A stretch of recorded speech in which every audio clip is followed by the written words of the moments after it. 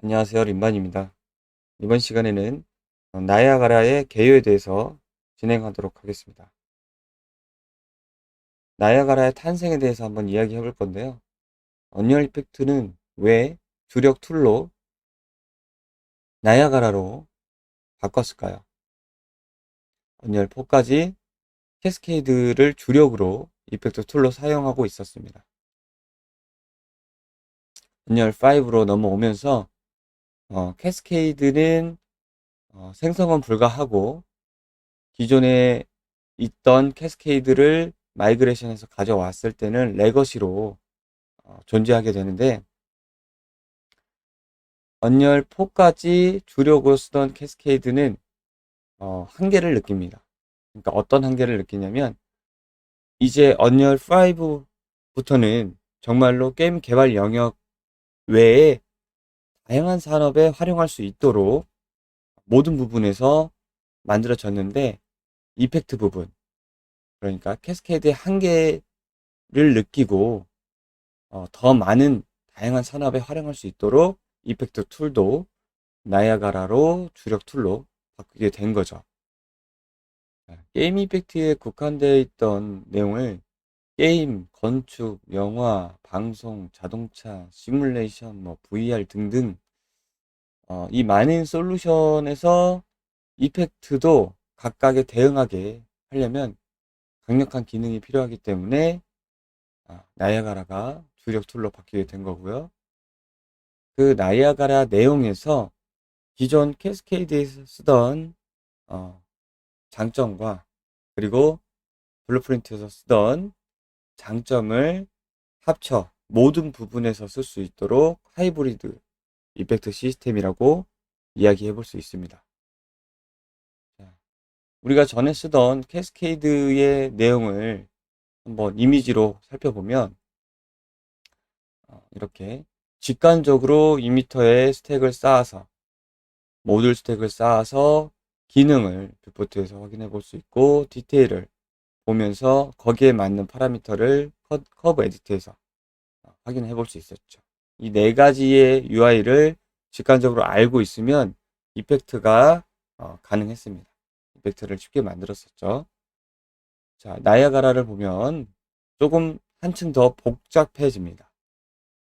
자, 캐스케이드의 UI에 비교해서 간단히 살펴보면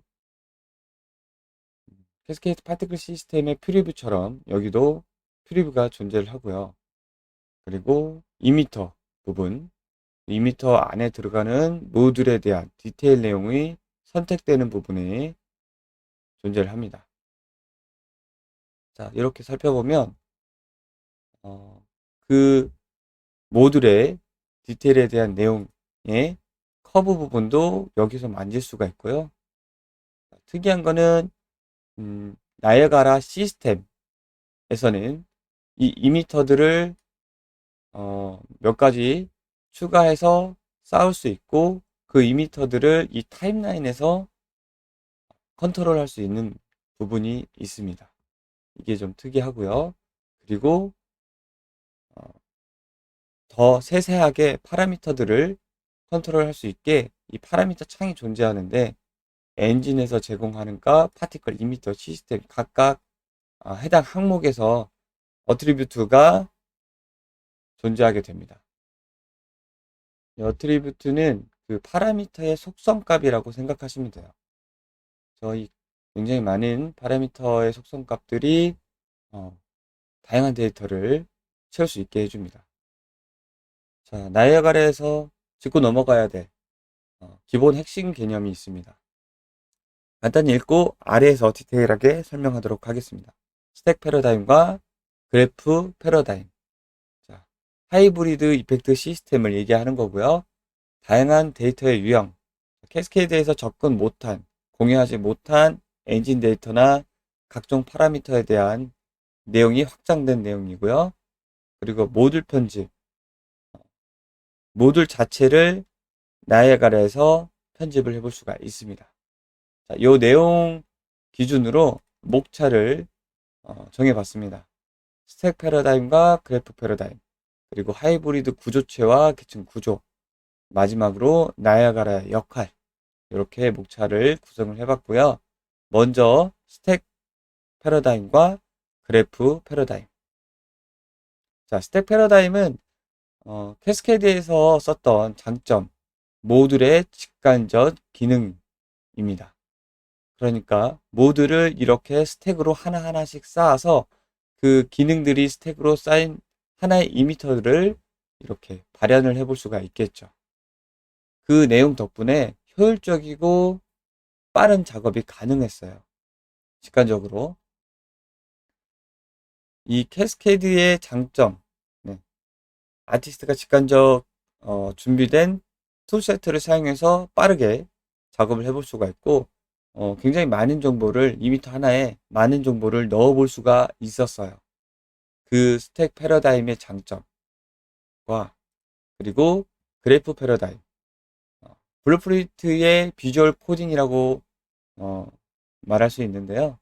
자, 블루프린트 UI인데, 블루프린트 UI를 보면 이런 그래프를 비주얼 로드로 이렇게 짜면 이 자체가 코딩으로 변환이 됐습니다. 그래서 아티스트가 모든 것을 제어할 수 있었죠. 언리얼 4에서 모든 파일들이 대부분 블루프린트로 작성됐기 때문에 모든 것을 제어할 수 있고, 그리고 아티스트도 코딩을 할 수가 있습니다.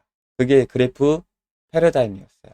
그래서 그 두 개의 장점을 섞어서, 그 두 개의 장점을 이렇게 섞어서 단점을 보완하고 거기에다 장점을 섞어서 만든 게 나이아가라 시스템입니다.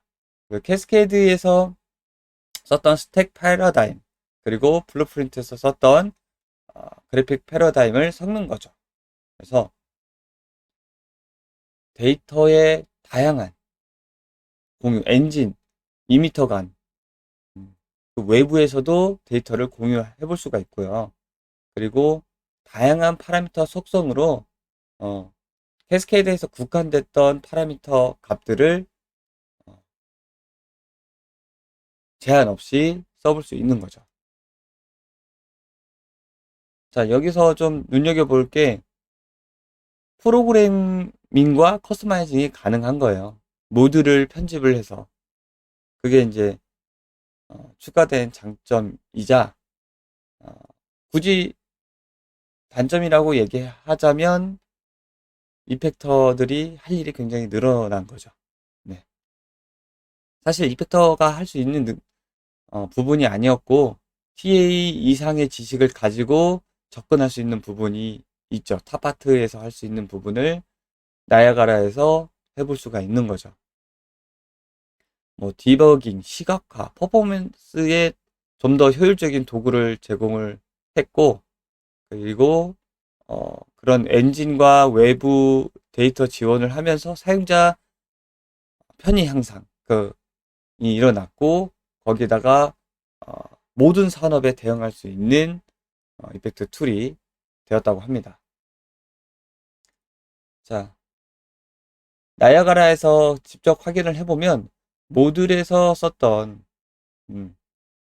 스택 패러다임, 그러니까 캐스케이드에서 썼던 원리 그대로 이렇게 2m에서 스택을 쌓아볼 수 있게 됐죠. 그리고 그 모듈, 이 하나하나 모듈에서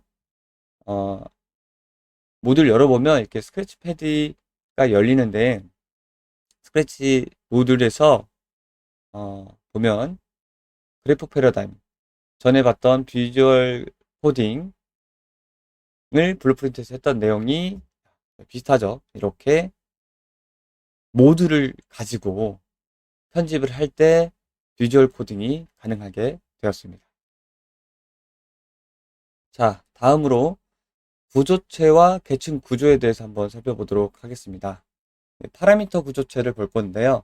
캐스케이드에서 분포, 디스트리뷰션에서 사용되는 파라미터를, 이 파라미터 내용을 이미터나 시스템에서 사용하고 그 값을 또 공유할 수 있게 해놨어요. 그러니까 우리가 칼라 오브 라이프에서 캐스케이드에서 썼던 분사값 유형에 해당하는 파라미터 값이 이렇게 존재를 하죠.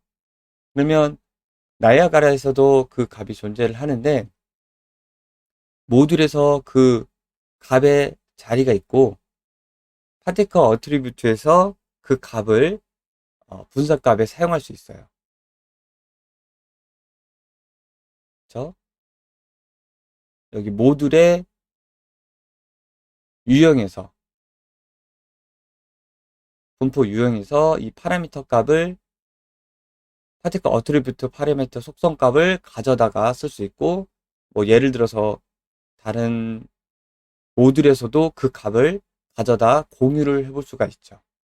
그래서 한층 더 다양한 기능, 좀 복잡한 기능이 지원 가능하고요. 여기서 썼던 컬러 값을 이 컬러 값의 수치를 사이즈로 가져간다든지 그런 것들이 가능한 거죠. 그래서 이 파라미터 구조체가 다양하다는 부분에서 굉장히 중점을 두고 있는데 이 파라미터의 계층 구조를 살펴보면 자, 캐스케이드와 비교해서 한번 설명을 해볼게요. 파라미터는 우리가 캐스케이드에서도 이 모듈 안에서 디스트리뷰션의 유형에 따라 파라미터들을 넣을 수가 있었죠. 파라미터를 편집하고 사용할 수 있었죠. 그 내용과 같이 모듈 어트리뷰트에 들어가는 유형별 파라미터를 파티클 변수로 사용할 수 있습니다. 그 단위를 모듈에서 사용을 하죠. 이 파라미터 값들을. 그 모듈은 하나의 파티클에 대한 기능에 대한 그러니까 이미터 기능을 표현을 하는 함수의 모음이라고 할 수 있는데 하나하나의 기능을 이미터의 기능을 동작성 기능을 캐스케이드와 유사하다고 보시면 되고요. 그리고 VPX의 기본 레벨이라고 생각하시면 돼요. 그리고 HLSL과 같이 그러니까 비주얼 로드로 비주얼 코딩을 제작할 수도 있고 직접 HLSL을 작성해서 모듈을 제작해 볼 수도 있습니다. 그래서 그 VFX의 기본 레벨에 캐스케이드의 동작성을 갖는 모듈이 있고요.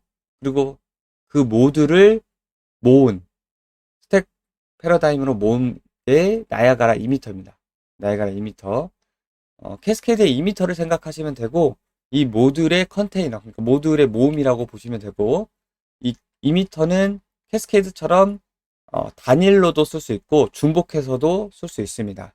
그래서 중복해서 이미터들을 쓰려면 이 나이아가라 시스템인 부분을 만들어서 이미터들을 모아서 컨테이너 모아서 이미터를 불러오거나 새로 생성을 해서 이미터들을 모아서 이미터들을 전체적으로 컨트롤할 수 있는 파티클 시스템인 거죠.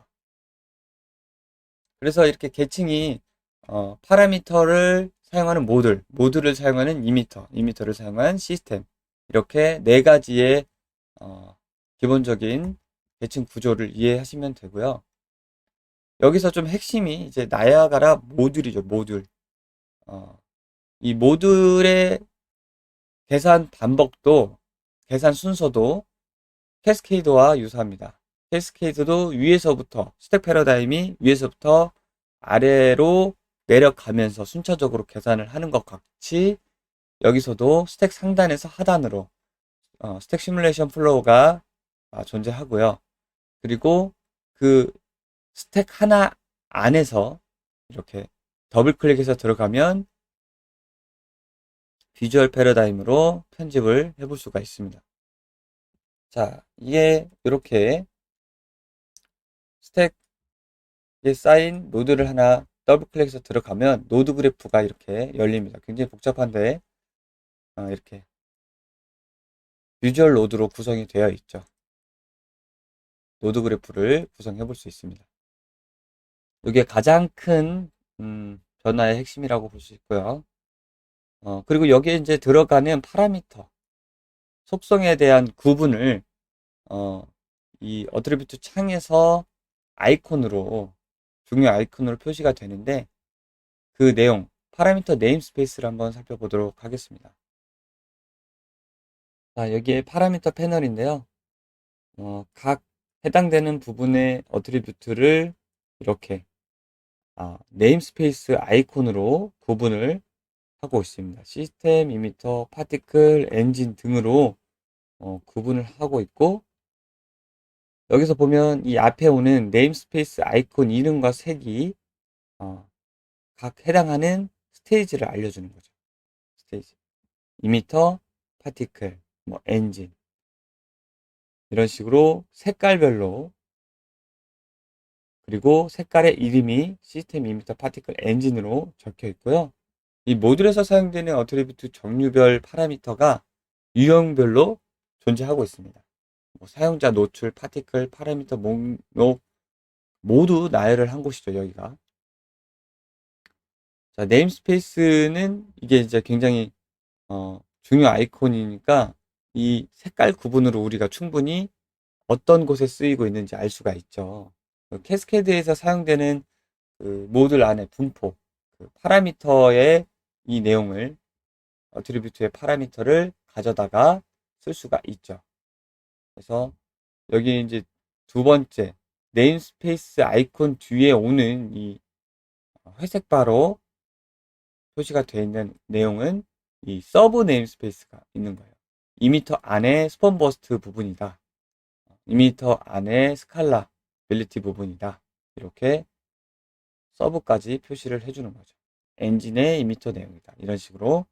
그리고 그 앞에 이 파라미터의 유형에 대해서 컬러로 표시하고 있어요. 플롯 파라미터, 그리고 뭐 파란색은 벡터 파라미터, 라이너 컬러 벡터, 이거는 좌표 벡터, 불값 등등이 이렇게 색상으로 표시가 되고 있고, 여기 숫자는 파라미터를 얼마큼 참조했는지의 숫자가 또 표시가 되어 있습니다. 자, 그래서 이 세세한 각 그 파라미터 속성에 대한 유형 표시가 있고, 그리고 파라미터의 네임스페이스로 각 스테이지에 어디에 쓰고 있는지, 그리고 어디다 갖다 쓸 수 있는지 이 내용을 보고 알 수가 있습니다.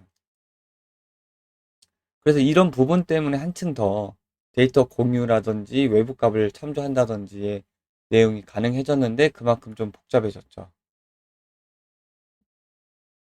자, 그거를 조금 그 파라미터 분포부터 대칭 구조를 한마디로 얘기를 하자면, 파라미터는 이제 그 디스트리뷰션, 캐스케드의 디스트리뷰션에서 썼던 내용이 분배였어요. 분배였다면, 나야가라에서는 어트리뷰션, 그러니까 귀석, 그러니까 속성이죠. 속성. 귀석되는 속성이라고 생각하시면 돼요. 그래서 분포 유형의 정의를 하는 부분이고요. 모듈은 이미터 기능을 정의하는 부분이에요. 이미터의 동작 함수, 그리고 그 안에서 모듈을 편집해서 그래프 패러다임을 쓸 수 있고, 그리고 이미터는 모듈을 스택으로 쌓은 내용이고요. 자, 상단에서 하단 순서로 실행하는 스택 패러다임이고, 시스템은, 나야가라 시스템은 이미터를 스택으로 쌓은 거고, 그거를 시퀀서 타임라인에서 정리할 수 있습니다. 자, 우리가 주로 쓰는 건 나야가라 이미터, 그리고 그 나야가라 이미터의 컨테이너인 나야가라 시스템을 최종적으로 많이 쓰게 될 것입니다. 나야가라 시스템은 이렇게 시스템 내용이 있고요. 이미터 내용이 같이 존재하면서 이 시퀀서로 이미터들을 컨트롤할 수 있는 게 특징인 거죠. 자, 나야가라 계층 구조의 각 부분을 보면서 한번 설명을 했고, 그거를 간단하게 정의를 한번 해봤는데요.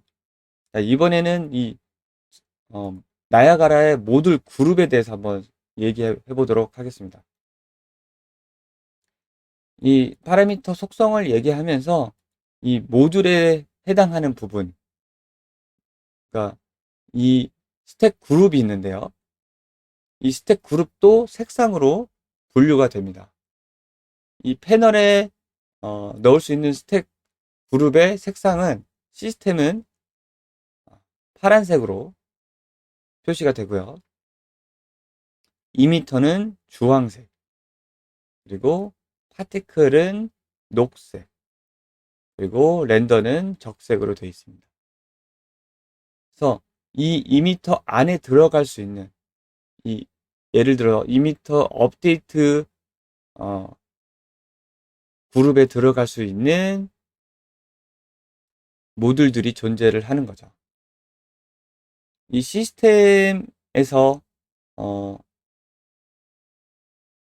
에서도 마찬가지고 스택 그룹이, 그러니까 모듈 그룹이 존재하게 되고, 그거는 색상으로 우리가 빠르게 구분해 볼 수 있습니다.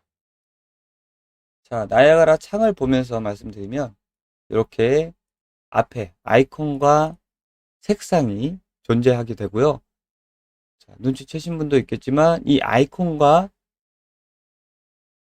모양이 동일하다는 걸 볼 수 있습니다. 그러니까 여기에서 각각 존재하는 스테이지가 같다라는 내용인데, 여기 중요한 거는 이 내용 안에, 그룹 안에서 지울 수 없는 모듈들이 있어요. 사용자 파라미터는 지울 수가 없고요. 시스템 프로퍼티도 지울 수가 없습니다. 이미터 프로퍼티도 마찬가지고요. 이렇게 모듈들이 지울 수 있는 모듈이 존재를 하고요. 기본적으로 주어지는 모듈의 내용에서 지울 수 없는 기본 모듈들이 있습니다. 이런 이미터 프로퍼티, 시스템 프로퍼티, 이런 렌더러 같은 내용을 지울 수가 없죠. 그러니까 이 모듈 그룹도 지울 수가 없고, 그 안에 들어가는 프로퍼티 내용도 지울 수 없는 것이 존재합니다. 그리고 나머지들은 다 지워볼 수 있어요. 이렇게 캐스케이드랑 똑같죠. 지울 수 없는 항목들이 존재합니다. 자, 그리고 그 스택 그룹별 기본 스테이지가 있어요. 그러니까 이렇게 이미터 부분, 파티클 부분, 뭐 렌더러 부분, 이렇게가 그룹이고요. 그리고 그 밑에를 열어보면 이 밑에 쌓이는 것들은 모듈이고요. 하나하나의 모듈이고, 이렇게 이미터 세팅, 이미터 스폰, 이미터 업데이트, 이 화살표 모양이 업데이트고요. 동그라미 모양이 스폰입니다. 아예 정해져 있어요. 시스템 스폰도 동그라미, 업데이트도 화살표, 파티클도 스폰 동그라미, 화살표가 업데이트, 렌더는 이런 표시고요. 이렇게 이미터 부분의 스폰과 업데이트, 파티클 부분의 스폰과 업데이트, 이게 이제 기본 스테이지인데요. 가지고 있는 기본 스테이지예요. 여기에서는 시스템 이미터 파티클 모두 이렇게 스폰과 업데이트가 기본 스테이지로 존재하고 있어요. 그래서 스폰은 최초 실행이 될 때, 그러니까 파티클이 나올 때 이미 개수가 정해진다든지 그런 내용이 최초 시작될 때 한번 실행이 되고요. 업데이트는 파티클이 매틱 유지가 되면서 몇 프레임 실행되는 부분에서 모듈을 컨트롤 해볼 수 있습니다. 근데 여기서 중요한 거는 캐스케이드에서도 개념을 이해했듯이 이미터와 파티클의 개념 분리와 이해가 필요한데, 자, 여기서도 이미터와 파티클이라는 거를 따로 나눠서 쓰고 있잖아요. 캐스케이드에서는 그렇게 용어를 따로 이렇게 스택에서 분리해서 쓰고 있지 않거든요. 그래서 이미터 같은 경우에는 입자에 대한 설정하는 툴이 이미터고요. 그리고 파티클은 하나하나 이미터에서 뿌려대는 10개 입자에서 하나하나의 낱개 입자를 얘기하는 거예요. 그래서 하나하나의 낱개 입자에 대한 설정, 그리고 그거를 뿌려대는 입자 생성에 대한 설정, 생성된 입자에 대한 설정입니다. 이건 낱개 입자고요. 그 개념 부분이 좀 필요해요. 이미터들은 입자들을 뿌려대는 툴이라고 생각하시면 돼요. 그래서 이렇게 이미터와 파티클이 기본 스테이지로, 그러니까 모듈 그룹으로 나눠지고요. 그리고 그 이미터, 파티클, 시스템, 렌더의 모듈 그룹으로 나눠지고 그 안에서 스폰과 업데이트는 기본 스테이지로 박혀져 있는 거죠. 지울 수가 없어요, 저희가. 그래서 우리는 그룹을 구분할 때 여기서도 한 번에 볼 수 있거든요. 이미터를 선택해보면 이런 식으로 자 모두 한 번에 볼 수가 있습니다. 아, 이거는 모듈 그룹은 이미터구나. 그렇죠? 모듈 그룹은 파티클이구나. 색상으로 구분을 해볼 수가 있고 아이콘 모양으로 아, 기본 스테이지 구분은 스테이지는 스폰이구나. 그렇죠? 스폰. 이거는 업데이트구나 라는 거를 이렇게 한눈에 알아볼 수 있겠죠. 자, 그리고 그 밑에 더 내려가 보면 이제 모듈 안에 모듈과 파라미터 카테고리가 있습니다. 우리가 이제 기능을 추가하거나 파라미터를 추가할 때 선택 모듈에서 새 모듈을 추가할 수 있죠. 그리고 카테고리를 확인해 볼 수 있는데요. 자, 여기서 모듈 그룹에서 플러스 버튼을 누르면 새 모듈 추가를 해볼 수 있고 그리고 이렇게 아래 모듈 카테고리를 확인해서 해당하는 추가 기능을 넣어 볼 수가 있죠. 넣어 볼 수가 있고요. 그 해당하는 모듈 스테이지에 해당하는 라이브러리만 이게 체크가 되어 있죠. 이게 이제 블루프린트 내용과 유사한데 여기에 해당하는 라이브러리만 표시할 수 있죠. 그리고 파티클 스폰에 해당하는 라이브러리만 카테고리를 표시하는 거예요. 이렇게 해서 모듈 추가를 해볼 수가 있고요. 그리고 그 모듈에 해당하는 어트리뷰트 파라미터를 또 추가를 해볼 수가 있겠죠. 자, 예를 들어서 여기 스폰 레이트의 이 모듈 값을 이 모듈의 값의 파라미터 속성을 바꿔볼 수가 있겠죠. 이렇게 여기 체인 아이콘을 눌러보면 마찬가지로 여기에 들어가는 파라미터 값을 유형을 편집을 해볼 수가 있습니다. 자, 여기서 새로운 유형들을 표현식이라든지 파라미터를 만들어 볼 수 있는데요. 여기서는 이제 동적 입력은 그 파라미터의 유형을 정의하면서 이 분사 값, 그러니까 모듈의 분사 유형을 여기서 add 플러스면 점점 많아지는 형태 뭐 등등이 있겠죠. 랜덤이면 랜덤 레인지 플롯, 랜덤 범위를 정해줄 수 있고요. 이런 식으로 예를 들면 얘는 지금 플롯 파라미터인데 플롯 파라미터의 그 분사 유형을 이렇게 정의를 할 수가 있는 거죠. 어떻게 뿌려야 될 건지. 자,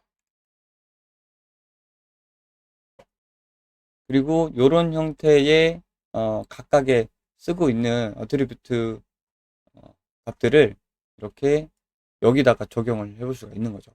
루프 카운트로 쓰는 거를 여기다도 스폰 카운트로 쓸 수도 있는 거죠. 이런 부분이 이제 다양한 데이터의 사용과 공유 부분인 거죠. 그래서 이렇게 모듈의 어트리뷰트, 분사되는 속성을 이렇게 정의해 볼 수 있고 거기에 들어가는 파라미터 카테고리도 정의를 할 수 있다. 자, 그 내용을 예전 캐스케이드에서 찾아보면 이렇게 컬러 오브 라이프의 디스트리뷰션, 이 분사 형태를 여기서는 5가지 정도로 정의가 돼 있고 거기에 대한 뭐 벡터 파라미터 컬러 값을 정의를 해볼 수가 있잖아요. 그 내용이 예를 들어서 이 컬러라는 부분에서 모듈 항목에서 컬러 기능에서 이 컬러는 이제 벡터 파라미터인데 그건 변하지 않죠. 벡터 파라미터인데 그 분사의 유형을 뿌려대는 속성을 바꿀 수가 있죠. 예를 들어서 단일값이 아니라 랜덤 레이지 리니어 컬러처럼 이 컬러를 뭐 블랙에서 화이트에서 왔다 갔다 할 수 있게 하는 이 분사의 유형, 속성을 정해주는 거고요. 그리고 여기서는 파라미터 값이 벡터로 정해져 있는 거죠. 그래서 예를 들어서 벡터 파라미터 같은 경우에는 여기서 뭐 컬러를 쓴다고 하면은 이렇게 아예 리니어 컬러 벡터 파라미터가 존재를 하고 요거를 가져다 쓸 수 있고요. 그리고 이 분사값의 유형도 여기서 바꿀 수가 있는 거죠. 이렇게 굉장히 많죠. 분사값의 유형이. 그런데 캐스케이드에서 존재했던 그 속성의 유형은 이렇게 5가지 정도로 제한이 돼 있었죠. 그런 부분이 굉장히 자유롭게 바뀐 거고, 그리고 파라미터 유형은 이런 데서 갖다 쓸 수도 있는 거죠. 그 모듈의 분사 유형, 그리고 파라미터 내용을 한번 살펴봤습니다. 자, 여기서는 그 핵심 개념만 한번 살펴봤는데요. 이 나야가라는 그 동작성, 시뮬레이션과 렌더링을 분리합니다. 즉, 시뮬레이션의 동작성을 먼저 생성을 하고 해당 시뮬레이션의 다수의 렌더러를 할당을 할 수가 있어요. 렌더러가 지금 뭐 하나만 있을 수 있고 여러 개의 렌더러를 걸 수가 있는 거죠. 먼저 모듈로서 그 동작성들, 시뮬레이션들을 쌓고 그 다음에 렌더를 하는 순서인 거죠. 계산이. 그래서 캐스케이드와는 그 다른 부분의 계산이 더 있고요. 스택을 쌓는 순서도 캐스케이드와는 다른 거죠. 보다시피 이미터의 그 기본 그룹들은 이렇게 순서가 바뀌질 않습니다. 이렇게 이 안에서의 순서는 바뀔 수 있어도 기본 그룹들의 순서는 바뀌지 않고요. 그리고 렌더로도 마찬가지. 그리고 렌더는 계속 여러 가지 렌더를 추가를 해볼 수가 있죠. 이런 장점들이 있기 때문에 시뮬레이션 부분과 그 렌더 부분을 분리해서 할당을 할 수가 있는 거죠. 자, 나야가라 모듈에 쓰이는 구조체와 계층 구조는 이렇게 여기까지 설명을 하고요. 자, 이런 이제 디테일한 내용을 가지고 나야가라 역할에 대해서 한번 이야기해 보도록 하겠습니다. 먼저 나야가라는 그 모듈 함수 플로우가 시뮬레이션이 존재하는데 그 시뮬레이션이 어떻게 돌아가냐면 우리가 그래픽 로직이라고 하는데 처음에 얘기했던 그래프 패러다임, 그래프 노드로 비주얼 코딩을 꾸몄을 때 이렇게 비주얼 코딩을 꾸며서 모듈을 만들어서 이 모듈의 기능이 한번 여기서 읽고요. 그 다음에 그 내용을 HLSL 크로스 컴파일러로 하는데 내가 짠 비주얼 코딩을 컴퓨터에서는 어떤 식으로 그 컴퓨터의 언어를 읽어야 되잖아요. 그래서 그 부분을 한번 변환을 시켜주는 거예요. 호환 소스로 읽어드릴 수 있게 그걸 크로스 컴파일러로 하고 호환 소스 코드를 생성을 해서 그 코드로 읽어드리는 거죠. 그래서 우리가 신경 쓰지 않아도 되는 거는 비주얼 코딩을 하면 알아서 한번 크로스 컴파일러를 해서 그리고 그 부분이 우리가 그 부분이 어디에서 계산을 할 건지 타깃을 정의할 수 있어요. 그 심 타깃이라고 하는데 여기서 그 내용을 CPU로 갈 건지 아니면 GPU로 할 건지를 2m 단위에서 정의를 해볼 수가 있어요.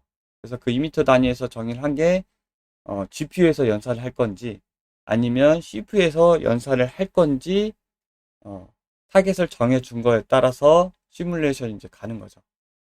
자, 이 두 가지의 차이점에서 우리가 그 이미터를 만지면서 가장 큰 차이는 우리가 얘기하지 않은 이 이벤트라는 부분이 있어요.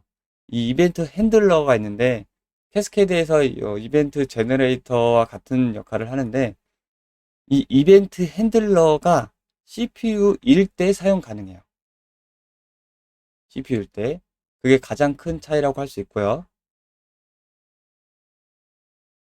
자, 나머지는 GPU일 때 연산이 굉장히 많은 양을 쓸 수 있다는 걸 우리가 알 수 있죠.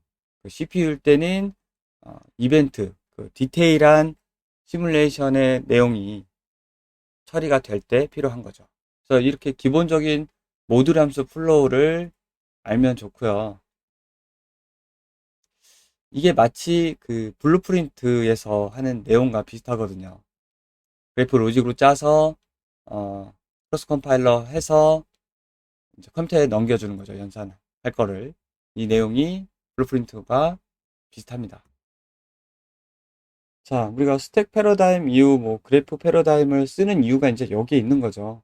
왜 이거를 이렇게 크로스 컴파일러까지 해가면서 시뮬레이션을 돌아가나.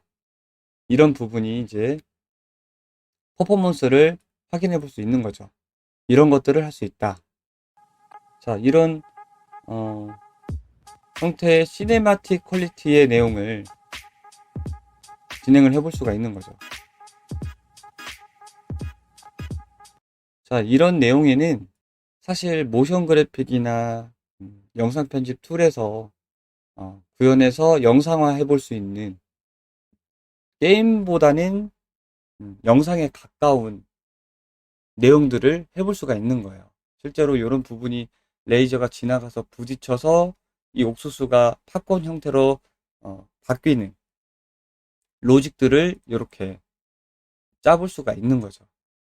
그래서 이런 결과를 내볼 수가 있는 거예요.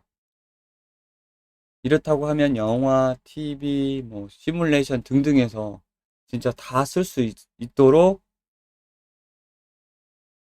만들어줄 수 있겠죠. 거기에 이제 핵심이 나야가라 모듈이라고 보면 됩니다. 이 나야가라 모듈에서 이 그래픽 로직을 통해서 실제 코딩을 컴파일해서 코딩으로 넘겨서 그 기능들이 정말 무수한 기능들이 발현을 해볼 수가 있는 거죠. 나야가라 모듈을 통해서.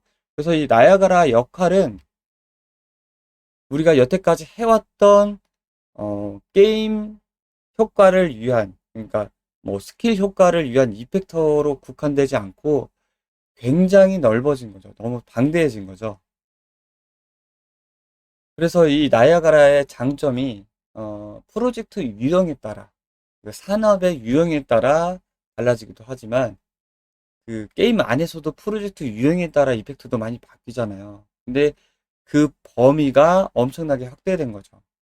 그래서 우리가 게임 이펙트만 썼다면 뭐 시네마틱 영화나 게임 안에서도 외주를 줘서 만들었던 시네마틱 영상을 그냥 실시간으로 진짜 리얼하게 나야가라에서도 만들 수가 있는 거죠.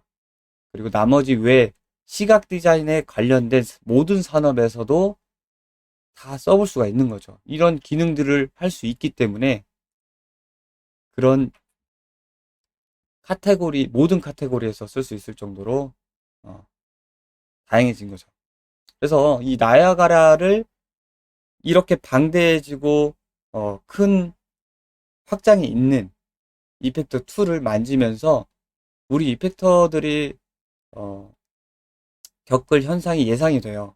뭐냐면 우리가 캐스케드에서 썼던 이펙트에 집중해서 만들었던 내용과 그리고 나야가라를 쓰면서 확장된 여기서는 이펙터가 할 수 있는 부분이었는데 나야가라를 쓰면서 그런 제한이 없고 이펙터가 뭐든지 다 해볼 수가 있는 거죠.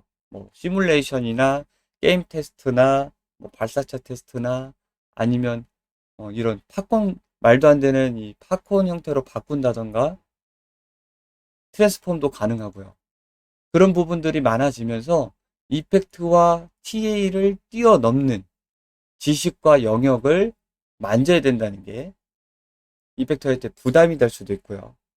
아니면 더 공부의 기회도 될 수가 있겠죠. 그러면서 또 나뉘는 건 분명히 나야가라가 그런 많은 기능이 있지만 실질적으로 실무에서는 건들 수 없게 될 수도 있어요. 그러니까 캐스케드에서 썼던 이펙트를 위한 내용만 나야가라에서 가져다 쓸 수 있겠죠. 그게 아마 대부분일 거예요. 왜냐하면 나야가라는 이런 로직 때문에 크로스 컴파일러를 하기 때문에 컴파일이 꼭 필요합니다. 그러니까 이 로직이 제대로 돌아가는지 입증하는 게 꼭 필요해요. 자, 여기 UI에 보시면 이렇게 컴파일이 존재를 합니다. 이 컴파일은 우리가 블루프린트에서 볼 수 있었죠. 그러니까 이 내용이 이 안에 로직들이 제대로 돌아갈 수 있는지 컴파일을 꼭 해야 된다는 거죠. 이 로직들이 돌아갈 수 있는지. 이 부분은 우리가 비주얼 코딩으로 코딩 자체의 로직에 대해서도 공부를 해야 되고, 그렇죠? 컴파일을 해야 되니까. 그리고 그 파일이 그만큼 늘어나죠. 그렇죠? 모듈 스크립트 파일, 모듈에 관련된 파일들이 몇 가지가 늘어나면서 그 파일을 내가 만들었다면 내가 관리를 당연히 해야겠죠. 어디선가 부하를 일으키고, 게임에서 문제를 일으키면 그 파일을 최적화한다거나 고쳐야 되잖아요. 삭제하거나. 그 파일 관리 리스크도 같이 가져가게 되는 거죠. 사실 블루프린트를 하면서 가졌던 리스크가 나야가를 하면서 오게 되는 거죠. 똑같이 컴파일을 하니까. 그래서 이거를 언리얼4에 좀 비교를 해보자면, 언리얼4의 경험을 비춰서 비교를 해보자면, 캐스케이드랑 블루프린트를 연계해서 썼던 저로서는 그 당시에 있었던 컴파일, 로직에 대한 공부와 스트레스, 그리고 파일 관리에 대한 리스크가 존재를 했었거든요. 그대로 나야가라가 이걸 쓰는 이펙터들한테, 확장해서 쓰는 이펙터들한테 부담으로 다가올 겁니다. 그리고 어떤 이펙터들한테는 그 관리가 확실하다면 뭐든지 해볼 수 있는 만능 툴이 되겠죠. 양날의 검인데 정말 모든 걸 제패할 수 있는 기술을 가질 수도 있겠죠. TA랑 프로그래머를 뛰어넘는 영역을 공부해 볼 수도 있고요. 그렇지만 대체적으로 봤을 때 대부분은 캐스케드의 역할에서 크게 벗어나지 않을 거다. 캐스케드에 해당하는 필요한 이펙트 틀만 만드는 나야가라로 쓸 거고, 그 부분을. 그리고 확장된 부분도 사실 우리가 처음부터 TA가 아니기 때문에 TA나 프로그램 영역을 도움을 받아서 이런 비주얼 코딩을 모듈 안에 기능을 끼워 넣어서 테스트를 해볼 거고, 그게 내 거가 된다고 하면 컴파일과 파일 관리 리스크가 생길 거라고 예측하고 있습니다. 자, 여기까지 우리가 나야가라를 앞으로 쓰면서 이펙트에 대한 역할과 장점, 그리고 현상에 대해서 한번 얘기를 해봤는데요. 대부분은 캐스케이드, 그러니까 충분히 게임 기조의 이펙트 역할을 하는 부분과 시네마틱 VFX에 대한 부분을 충분히 커버하고 굉장히 많은 시너지를 낼 수가 있을 거라고 예상을 하고 있습니다. 자, 우리가 게임 VFX에서 일을 하고 있고 이펙터 입장에서 한번 바라봤는데요. 나중에는 영상 디자인을 하시는 분들, 영화 아니면 모션 그래픽 하셨던 분들이 오셔서 이 더 많은 인재 풀들을 이뤄낼 것 같고, 실제로 언리얼 4까지도 영상 작업을 하시던 분들이, 후디니 만지시던 분들이 와서 많은 부분을 적응하고 많은 효과들을 내고 있잖아요. 그런 것처럼 앞으로 언리얼 5, 그 나이아가라를 쓰면서 더 많은 그 산업의 경계가 모호해지면서 무너지면서 많은 부분들에서 일을 하셨던 분들이 게임계로 모여들 거라고 좀 생각을 하고 있어요. 그래서 우리가 그 분들을 이제 풀이 늘어나면서 우리 이펙터들의 입지를 늘리려면 결국에는 이 모든 것들을 다 알고 수행하는 수밖에 없습니다. 네. 그래서 나야가라를 하면서 공부를 더 많이 하게 될 것이고요. 그렇지만 우리 이펙터들의 장점은 게임에서 굉장히 많은 노하우들을 가지고 있죠.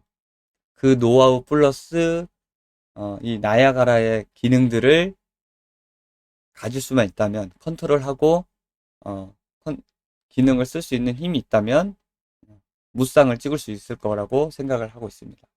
그래서 여러분들도 이 강의를 듣고 나야가라를 내가 쓰면서 어떻게 컨트롤할 수 있고 이 나야가라가 앞으로 어떤 역할을 하겠구나 라는 정도로 이해해 주시면 감사하겠습니다. 네, 이상 강의 마치도록 하겠습니다.